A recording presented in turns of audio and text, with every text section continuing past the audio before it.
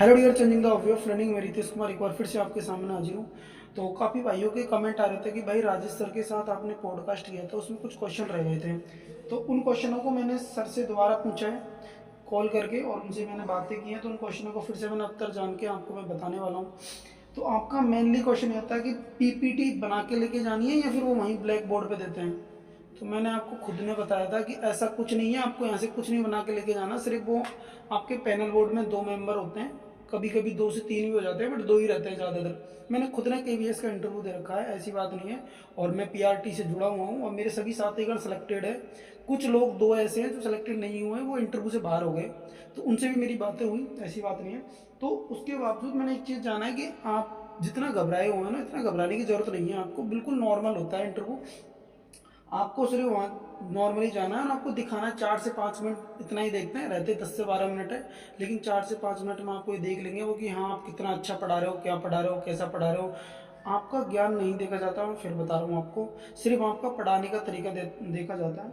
आपको कोई पीपीटी वगैरह कुछ नहीं लेके जाना, बस आपको वहीं 1-2 टॉपिक जो आपकी एनसीईआरटी। काफ़ी भाइयों के क्वेश्चन ये भी थे कि सीबीएसई से लेके जाना है अपने क्वेश्चन या फिर एनसीईआरटी से लेके जाना है। आपको मैं बता देना चाहता हूँ, रेलवे बोर्ड हमेशा एनसीईआरटी बेस्ड होती है।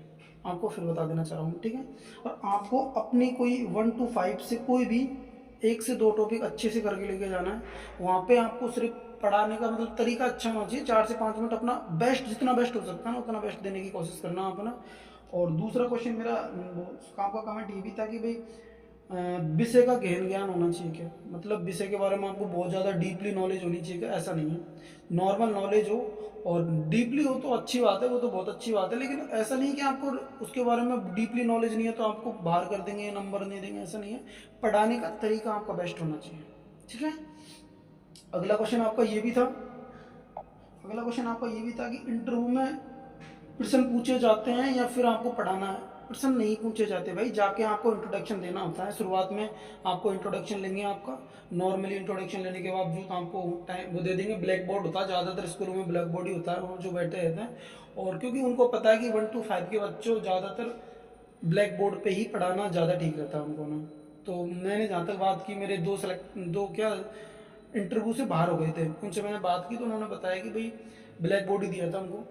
कुछ लोग ये भी बता रहे थे कि वाइट बोर्ड भी था, बट आप ब्लैक वाइट इसमें कोई कन्फ्यूजन होने की जरूरत नहीं, कोई सा भी बोर्ड दे दो, उसमें कोई बड़ी बात नहीं है। तो बोर्ड दे देंगे ना, आपको पढ़ाना अपना बेस्ट देना। कोई अपने एनसीईआरटी का 1 से 2 टॉपिक अच्छे से करके लेके जाना अपने विषय का, ठीक है। और ग्रेड पे कितनी होती है, ये भी भाइयों का क्वेश्चन था कि ग्रेड पे आपको मैं बता दूं कि 35,400 उसकी पे लेवल होती है, शुरुआती पे लेवल, उसके बाद में बढ़ती जाती है धीरे धीरे। और मेनली जो क्वेश्चन आपका था कि भाई काफ़ी भाइयों को पीपीटी से रिलेटेड क्वेश्चन कमेंट बहुत ज़्यादा आ रहे थे, तो उसका मैंने आपको बता दिया। पीपीटी कोई नहीं बना के लेके जाना, वहाँ जाके डायरेक्टली आपको अपना बेस्ट कोई भी 2 टॉपिक अच्छे से करके लेके जाना। 2 से 3 टॉपिक जितना हो सकता है, तो वो पढ़ाने के लिए बोलेंगे, आप पढ़ाना उसको, ठीक है।